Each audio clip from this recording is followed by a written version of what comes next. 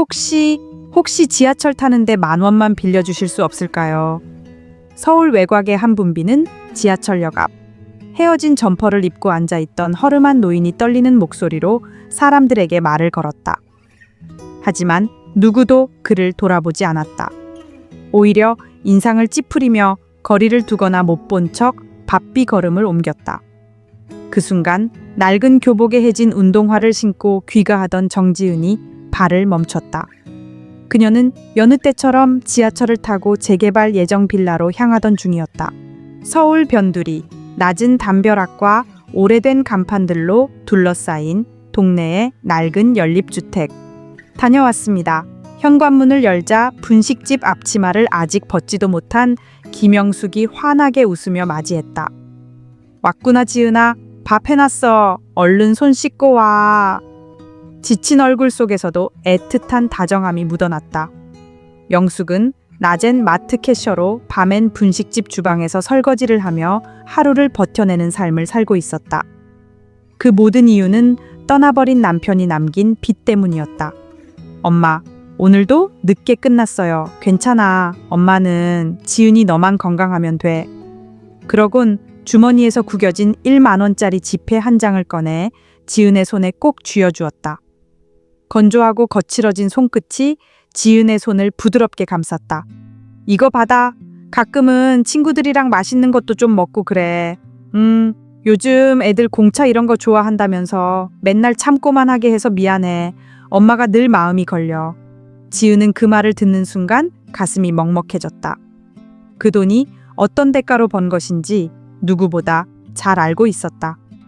엄마는 몇 년째 옷 한 벌 안 사고 화장품은 늘 약국에서 제일 싼 걸 쓴다. 그런 엄마가 쥐어준 10,000원. 그건 돈이 아니라 엄마의 시간 땀 천 그리고 사랑 그 자체였다. 이 돈을 나 혼자 쓰는 건 안 돼. 그리고 무엇보다 지은에겐 그 10,000원을 함께 쓸 친구조차 없었다.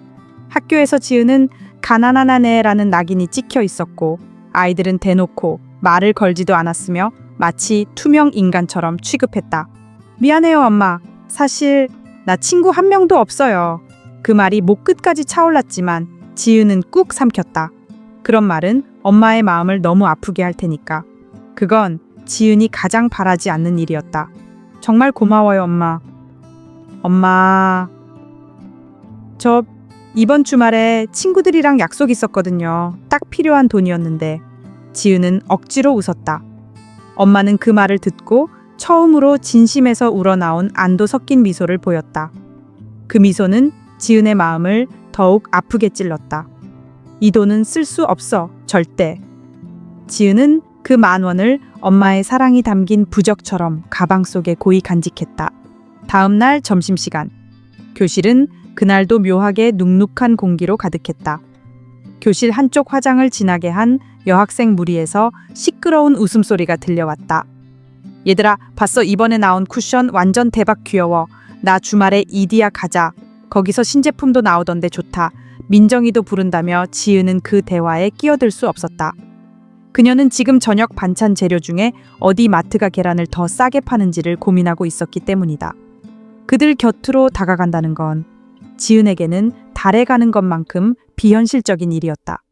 그때 뒤쪽 남학생 무리에서 희죽거리는 소리가 들려왔다. 야, 정지은 또 혼자네 맨날 혼자 다니더라. 근데 진짜 교복 상태 봤냐? 완전 누렇게 해졌어. 지하철에서 마주치면 진짜 최악일 듯. 지은은 들은 척도 하지 않았다. 아니 들었지만 안 들은 척할 수밖에 없었다. 고개를 들었다간 그들의 비웃음 섞인 눈빛과 마주쳐야 하니까. 종치자. 제발 빨리. 그 순간만큼은 지은에게 있어 종소리 하나가 이 지옥 같은 교실에서 벗어날 유일한 희망이었다. 어느 날 오후 지은이 수업을 마치고 집으로 향하던 길. 모두가 빠르게 지하철역으로 걸음을 옮기는 시간. 한쪽 구석벽에 기댄 채 축 늘어진 노인이 눈에 들어왔다. 깊은 한숨을 내쉬며 흐느적거리는 어깨, 누가 봐도 상태가 이상해 보이는 모습이었다. 하지만 사람들은 그저 더럽고 귀찮은 존재를 본 듯한 눈빛으로 단 1초만 힐끔 쳐다본 후 무시하며 지나쳐갔다. 그 누구도 멈춰서지 않았다. 이 도시에서는 무관심이 생존의 방식이니까. 그 노인은 힘없이 중얼거리듯 말했다. 죄송합니다.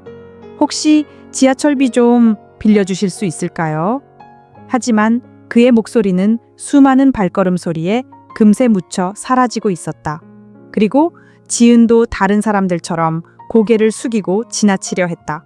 그런데 몇 걸음 가지도 않아 지은의 발이 멈췄다. 머릿속에 엄마의 말이 떠올랐다. 지은아, 아무리 힘들어도 사람 마음만은 잊지 말자. 그 말은 엄마가 수없이 했던 말 중 유일하게 절대 잊히지 않았던 말이었다. 평생 남의 빚까지 떠안으며 살아온 엄마. 그래서 더더욱 진심이었을 그 말. 사람의 베푼 정은 결국 꼭 돌아오게 돼 있어. 지은은 가방 속을 더듬었다. 엄마가 건네준 구겨진 1만 원권 지폐, 자신의 부적처럼 간직하고 있던 그 돈. 이걸 내어주면 당장은 아무것도 남지 않는다. 하지만 그대로 모른 척하고 지나쳐도 되는 걸까? 그 노인이 아무 도움도 받지 못하고 쓰러지기라도 한다면, 혹시 엄마가 여기 있었다면 분명 주저하지 않고 손을 내밀었을 것이다. 나도 그런 엄마의 딸이고 싶어. 어차피 쓸 데도 없잖아. 스스로에게 그렇게 말한 지은은 결국 발걸음을 돌려 그 노인에게 다시 다가갔다. 지은은 조심스럽게 그 노인 앞에 무릎을 굽혔다. 저기요, 이것밖에 없어서 정말 죄송해요. 그런데 필요하시다면 이거 쓰세요. 작은 목소리로 전한 말과 함께 지은은 손에 꼭 쥐고 있던 1만 원권 지폐 한 장을 내밀었다. 노인은 천천히 고개를 들었다. 자신을 내려다보는 지은의 얼굴과 그 손에 들린 돈을 번갈아 보며 말문이 막힌 듯했다. 줘도 되는 겁니까? 이건 당신에게 정말 소중한 돈일 텐데. 노인의 목소리는 떨리고 있었다. 지은은 잠시 머무시다가 말했다. 도움이 필요한 사람을 보면 도우라고. 그게 우리 엄마가 가르쳐 주신 거예요. 그 순간 노인의 눈가에서 한 줄기 눈물이 뚝 떨어졌다. 그는 고개를 깊이 숙인 채 영업 후 인사를 했다. 정말 감사합니다. 정말 고맙습니다. 이 은혜는 반드시 꼭 갚겠습니다. 혹시 성함이라도. 아니에요. 정말 괜찮아요. 보답 같은 건 바라지 않아요. 그보다 얼른 집에 가셔서 따뜻하게 쉬세요. 지은은 조용히 그렇게 말한 뒤 노인의 대답도 듣지 않고 그 자리를 조용히 떠났다. 뒤는 돌아보지 않았지만 자신의 등에 강한 시선이 꽂히고 있다는 걸 느꼈다. 그 노인은 분명 지은의 얼굴과 교복을 마음 깊이 새기고 있었다. 그것이 인생을 바꿀 단서가 될 거라는 걸 지은은 아직 알지 못한 채. 다음 날 점심시간, 그날은 지은에게 악몽 같은 하루가 되었다. 책상 위에 온갖 쓰레기들이 어지럽게 널브러져 있었다. 어머, 정지은 책상을 쓰레기통으로 착각했나 봐. 서하윤의 비웃음 섞인 목소리가 교실에 울려 퍼졌다. 하긴 가난한 애들은 쓰레기 모으는 거 좋아한다잖아. 그게 특기 아냐. 깔깔거리는 웃음소리. 교실 가득 조롱이 퍼졌다. 지은은 이를 악물고 아무 말 없이 쓰레기를 하나하나 치우기 시작했다. 이런 일은 이제 익숙했다. 그런데 그때였다. 창문 밖에서 갑자기 브레이크 소리와 함께 웅장한 차량 소리가 교실을 가득 채웠다. 모든 아이들의 시선이 동시에 창밖으로 쏠렸다. 야, 저거 뭐야? 차 완전 검정색이야. 제네시스 G90 아니야. 학교 정문 앞. 눈이 부실 정도로 윤이 나는 검은 제네시스 한 대가 위풍당당하게 멈춰 서 있었다. 재개발 예정지에 낡은 연립주택이 모여있는 골목 그 끝에 있는 평범한 고등학교. 그날 고요했던 교정이 한순간에 술렁이기 시작했다. 학교 정문 앞에 멈춰선 검은색 제네시스 G90. 윤기 흐르는 차체가 햇빛을 받아 묵직한 광택을 내고 있었다. 저거 뭐야? 학생들이 창가에 몰려들었다. 소란이 삽시간에 교실 전체로 퍼졌다. 운전석에서 내린 한 남자가 부드럽게 뒷좌석 문을 열었다. 차에서 모습을 드러낸 인물은 전날의 그 노인이 아니었다. 아니, 전혀 다른 사람이었다. 이탈리아산 최고급 수트를 완벽하게 갖춰 입고 가지런히 손질된 백발 바르게 선 자세에는 위엄이 서려 있었다. 저분, 설마 어제 그 할아버지. 정지은의 입술 사이로 작은 탄식이 새어나왔다. 순간 그녀의 심장이 요동쳤다. 혹시 나를 찾으러 온 건가 하지만 그 생각은 곧 두려움으로 바뀌었다. 늘 그림자처럼 조용히 살아가던 지은에게 주목받는 일은 공포 그 자체였다. 제발 아무 일도 일어나지 않길. 지은은 눈에 띄지 않도록 책상 아래로 살짝 몸을 숙였다. 그러나 도진우 회장은 망설임 없이 교사동을 향해 걸어갔다.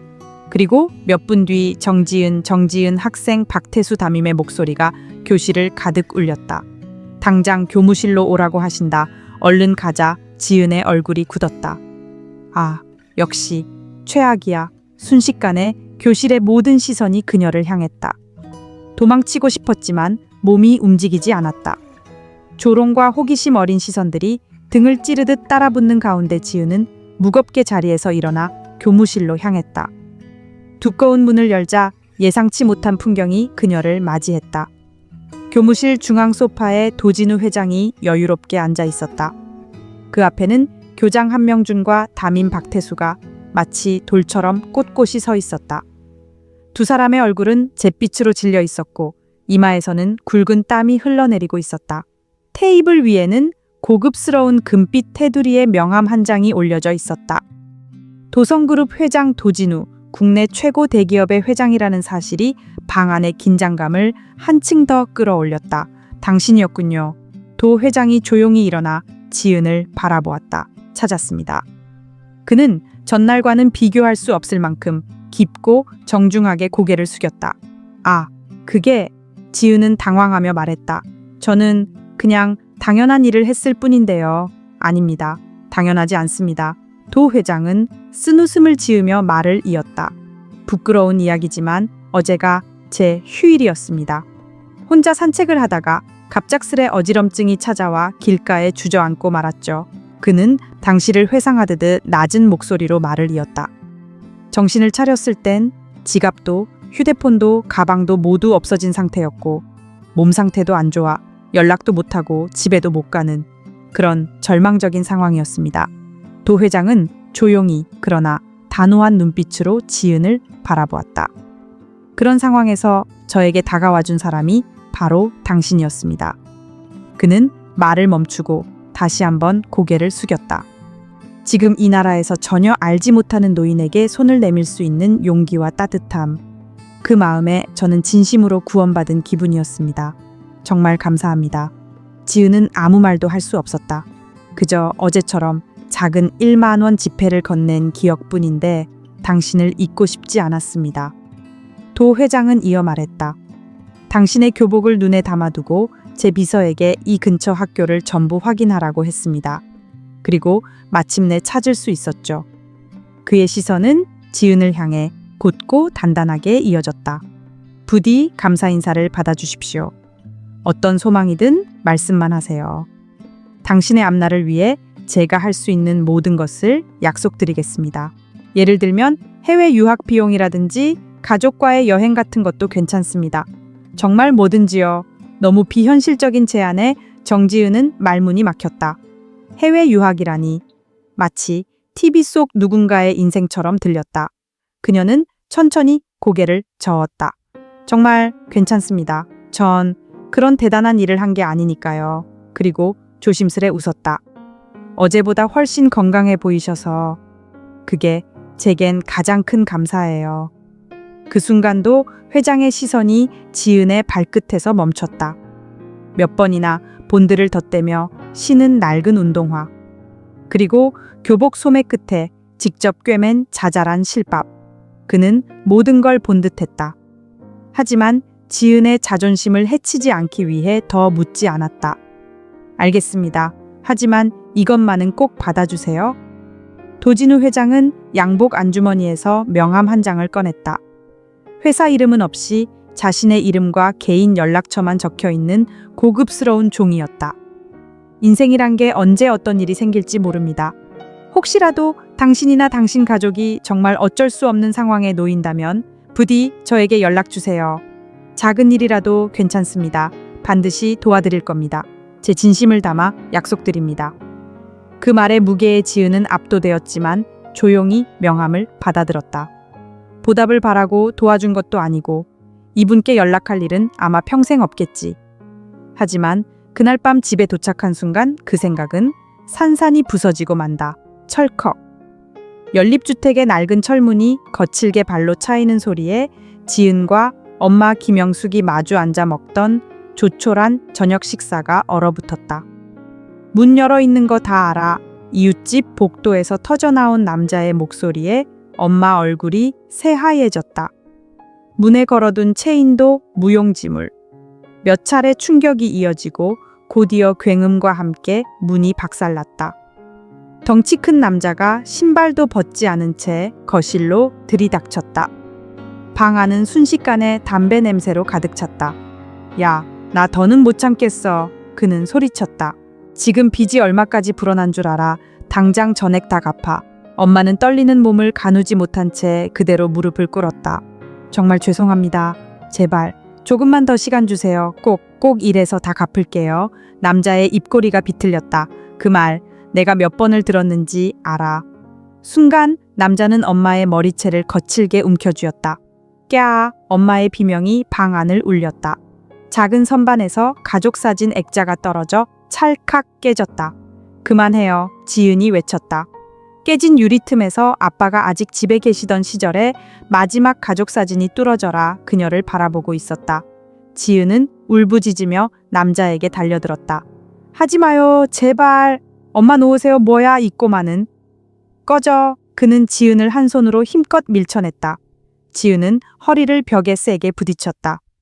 눈앞에서 엄마는 고통과 굴욕에 찬 표정으로 고개를 떨구고 있었다. 그 광경이 마치 슬로우 모션처럼 눈에 들어왔다. 분하고 무섭고 무엇보다도 아무것도 할 수 없는 자신이 너무나도 한심하고 무력하게 느껴졌다. 누가 좀 도와줘요. 경찰은 안 돼. 민사는 관여하지 않는다. 그 말만 되풀이할 게 뻔했다. 정지은의 마음은 점점 절망으로 물들어가고 있었다.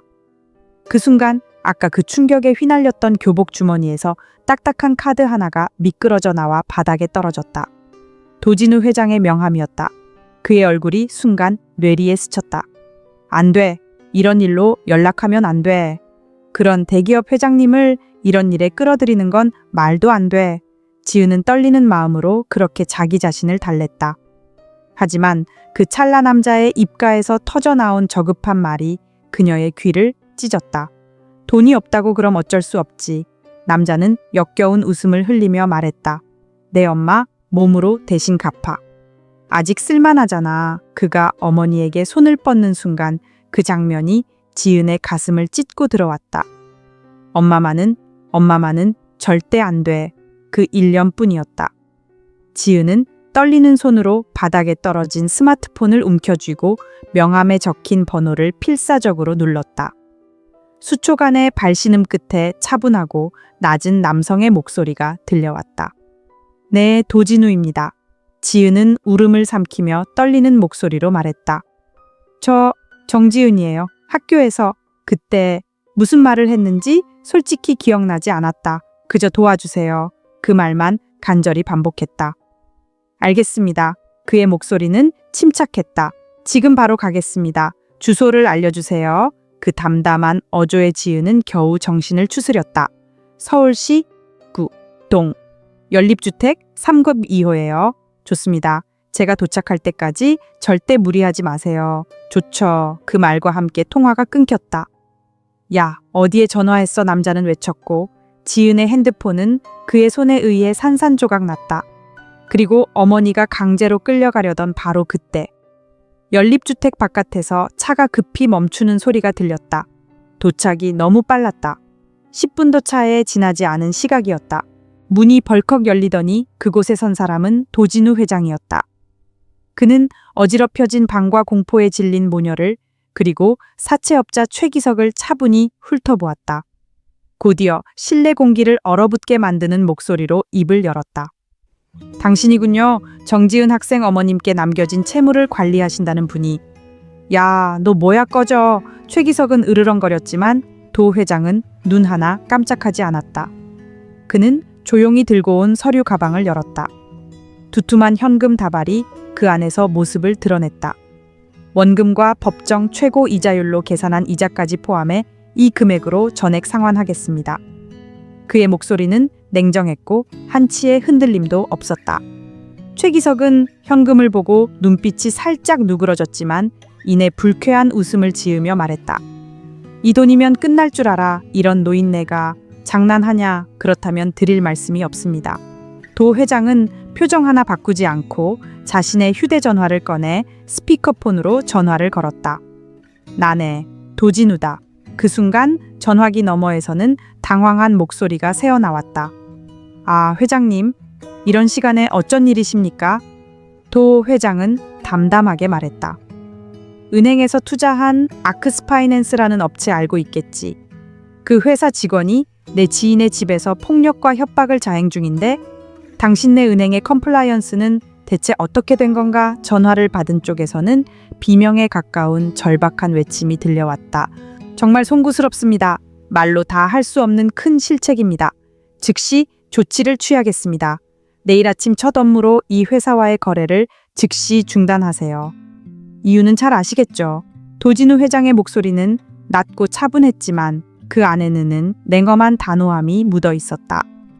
눈앞의 빚쟁이 최기석은도 회장이 지금 누구와 통화 중인지 알아차리는 순간 얼굴빛이 급격히 변했다. 금융 지원 중단. 설마 우리 쪽을... 도 회장이 전화를 끊자 차가운 눈빛이 곧장 최기석을 향했다. 당신 회사는 내일부로 사라질 겁니다. 이제 어떻게 하시겠습니까? 죄송합니다. 기석은 그대로 주저앉으며 허리를 굽혔고 이를 악문 채 뒷걸음질치다 한 손에 돈다발만 움켜쥐고 허겁지겁 집을 빠져나갔다. 소란이 가신 방 안에는 다시 조용한 정막이 찾아왔다. 바닥에 무너져 울고 있는 김영숙 씨를 정지은은 꼭 끌어안았다. 그녀의 떨리는 손이 어머니의 등을 감싸 안으며 단단히 다짐하듯 떨렸다. 그 모습을 지켜보던 도 회장은 따뜻한 목소리로 말했다. 이제 괜찮습니다. 그의 말은 조용히 방 안을 감쌌다. 지은 씨 용기 내서 전화해 주셔서 감사합니다. 그 돈은요. 지은이 고개를 들며 떨리는 목소리로 말했다. 제가 꼭 갚겠습니다. 반드시요. 도 회장은 고개를 부드럽게 저었다. 아닙니다. 그 돈은 돌려받을 필요 없습니다. 그는 담담히 말을 이었다. 그날 지은 씨가 제게 건넸던 10,000원은 단순한 종이 조각이 아니었습니다. 금전으로는 결코 환산할 수 없는 진심이 담긴 선물이었어요. 그의 눈빛은 지은의 마음 깊숙한 곳을 바라보는 듯했다. 이건 보답이 아니라 제가 받은 선한 영향력을 다음 사람에게 전하는 마음의 순환이라 생각해 주세요. 도 회장은 지은의 눈을 똑바로 바라보며 진심이 담긴 미소를 지었다. 언젠가 당신도 지금의 당신처럼 힘든 누군가를 마주하게 되면 그 손을 조용히 내밀 수 있는 어른이 되어주세요. 그게 저에게는 최고의 보답입니다. 창밖에서는 새벽 햇살이 스며들고 있었다. 그 은은한 빛은 눈물로 젖은 모녀의 어깨를 조용히 비추고 있었다. 그 순간은 길고 어두웠던 악몽의 끝자락에서 비로소 만난 작고 소중한 희망의 빛이었다. 다음 날 아침, 지은이 교실 문을 열고 들어서자 교실의 분위기가 어제와는 사뭇 달랐다. 정지은 학생 한 여학생이 반갑게 다가왔다. 어제 이야기 들었어. 그 유명한 도성그룹 회장님한테 도움받았다며. 그 말을 시작으로 여러 명의 학생들이 지은의 주변으로 몰려들었다. 대단하다, 정지은 학생. 그렇게 따뜻한 사람이었구나. 어제까지만 해도 지은을 무시하던 몇몇 학생들은 미안한 얼굴로 눈을 피했다. 그때 조용하던 이채원이 다가와 조심스레 말했다. 그동안 못 본 척해서 미안해. 나도 정지은 학생처럼 어려운 사람을 돕는 사람이 되고 싶어. 또 다른 학생 김다연이 말했다. 지은아, 이번에 같이 카페 갈래? 공차 어때? 같이 마시자. 지은의 눈가에 눈물이 살짝 맺혔다. 그녀는 도 회장에게 돌려받은 10,000원권 지폐를 떠올렸다. 어머니가 건네준 소중한 행운의 부적. 그리고 지금 이제는 그 돈을 친구들과 함께 쓰고 싶다. 가고 싶어. 지은은 조용히 고개를 끄덕였다. 그날 방과 후 지은은 생전 처음으로 반 친구들과 함께 역 근처 카페에 갔다. 그녀는 조심스럽게 지갑에서 1만 원권을 꺼냈다. 그날 밤 이후 지은과 어머니의 삶은 거짓말처럼 달라졌다. 도 회장의 지원을 받아 지은은 원하는 대학교에 진학했고 그의 미래를 위한 투자에 보답하기 위해 누구보다 열심히 공부했다. 졸업 후 지은은 된홀딩스에 정식으로 입사했고 어머니 김영숙 씨도 그룹 계열사의 새로운 일자리를 얻게 되었다. 예전에 힘겨웠던 나날은 마치 꿈처럼 잊혀졌고 모녀는 매일 평온하고 따뜻한 하루를 보내고 있었다. 그리고 지금 지은은 그날의 약속을 가슴에 품고 새로운 프로젝트를 시작하고 있었다. 바로 과거의 자신처럼 어려운 환경에 처한 아이들을 지원하는 사업이었다. 도 회장에게 받은 빛을 또 다른 누군가에게 이어주는 그녀만의 방식의 선한 영향력의 순환이었다. 사람의 정은 결국 다시 내게 돌아온다. 어머니가 말했던 그 한마디는 거짓이 아니었다. 시청자 여러분, 정지은 씨의 이야기가 마음에 와닿으셨다면 구독과 좋아요 부탁드립니다. 앞으로도 가슴 따뜻한 이야기 계속 전해드릴게요. 당신의 인생이 언제나 따뜻하고 밝기를 바랍니다.